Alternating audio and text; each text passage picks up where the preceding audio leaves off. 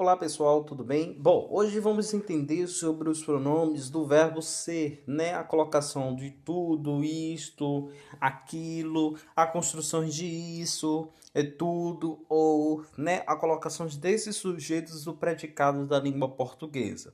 Bom, a concordância verbal se dá no exemplo entre os verbos do sujeito que traz o verbo ser, essa concordância que pode ocorrer também entre os verbos, como eu expliquei já, do predicado do sujeito. Bom, a gente dá para entender dessa concordância do uso do verbo, do sintaxe da concordância da língua portuguesa.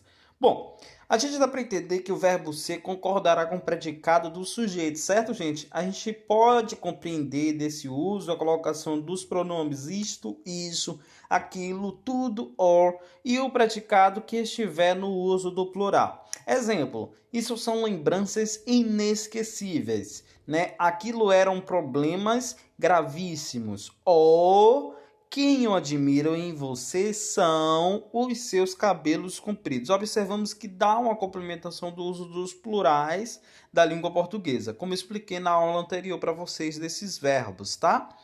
Quando o sujeito estiver no singular e se preferir coisas ou predicado com for, o sentido do substantivo no plural, a gente dá essa colocação no exemplo dessas frases. Nosso piquenique, foram só guloseimas. Né? O sujeito, nosso piquenique, foram só guloseimas, predicado do sujeito a essa colocação da forma só do singular. Sua rotina eram só alegrias, né? Sujeito, predicado do sujeito, que dá a forma tipo do plural, eram só alegrias, da forma do sintaxe do português. Se o sujeito indicar pessoa, o verbo concordância, por exemplo, Gustavo era só decepções. Minha alegria é esta criança. Então, um exemplo, a gente indicou uma pessoa, indicamos o nome da pessoa, indicamos uma pessoa, uma criança, uma pessoa, algo do tipo. Né? Observamos que há concordância do uso do singular como deseja para fazer prevalecer o elemento sobre o outro. A gente dá para essa colocação do uso do português.